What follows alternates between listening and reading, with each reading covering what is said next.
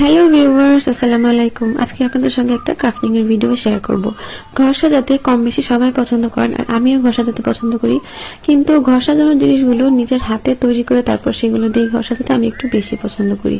তো সেজন্যই আমি চিন্তা করছি আজকে একটা ড্রিম ক্যাচার বানাবো। তো ড্রিম ক্যাচার গুলো এখন কম বেশি সব সময় সব জায়গাতে অনলাইন অফলাইন সব জায়গাতে কিনতে পাওয়া যায়, কিন্তু আমার ইচ্ছা যে আমি আমার বাসার ড্রিম ক্যাচারটা আমার নিজের হাতে বানাবো।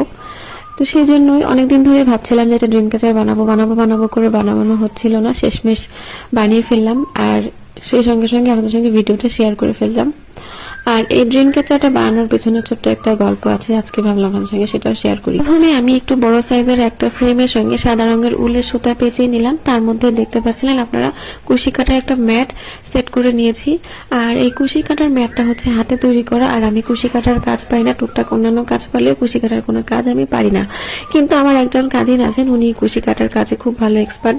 তাই আমি আপুর কাছে বললাম আমাকে একটা কুশি কাটার ম্যাট তৈরি করে দাও।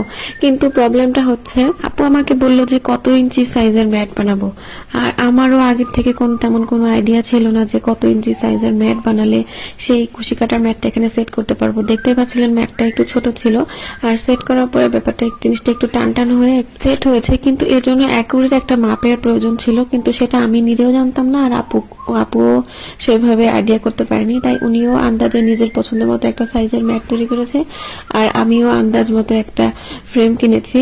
তো কেনার আগে একটা টেনশন ছিল যে হয়তো এটার সঙ্গে সেট হবে না, আমি হয়তো ভিডিওটা তৈরি করতে পারবো না। কিন্তু শেষমেশ দেখলাম যে না, কুশি কাটার ম্যাটটা একদম পারফেক্ট সাইজ হয়েছে, আর আমার ফ্রেমের সাইজটাও একদম পারফেক্ট ছিল। তো যার সঙ্গে কুশি কাটার ম্যাটটা খুব সুন্দরভাবে সেট হয়েছে। আর তারপরে আপনারা দেখতে পাচ্ছেন আমি বেশ কিছু টার্সেল তৈরি করে নিয়েছি, এগুলো হাতেই কম বেশি সবাই তৈরি করতে পারেন। এবার এই টার্সেলগুলোকে আমি এই ড্রিম ক্যাচারের সঙ্গে সেট করব। আর এর জন্য আমি বড় একটা সুই নিয়েছি, যাতে করে উলের সুতাটা এর মধ্যে খুব ইজিলি ইউজ করা যায়। আর এটা হচ্ছে আমার খুব শখের একটা মালা। শখের মালা দিয়ে আর কি হবে, আমার তার থেকে বেশি পছন্দ হচ্ছে ঘর সাজানোর জিনিস তৈরি করা। তাই সেই শখের মালাটা আমি ছিঁড়ে ড্রিম ক্যাচারটা আজকে তৈরি করলাম। এখন এই যে টার্সেলটা এর মধ্যে সুন্দর করে সেট করব।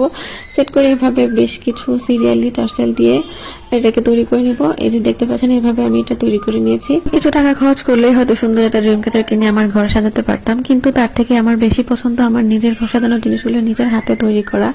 এটা আমার কাছে অনেক বেশি শান্তি লাগে। আর এই হচ্ছে আমার ড্রিম ক্যাচারের ফাইনাল লুক। আমার ড্রিম ক্যাচারটা কেমন হয়েছে অবশ্যই কমেন্টে জানাবেন।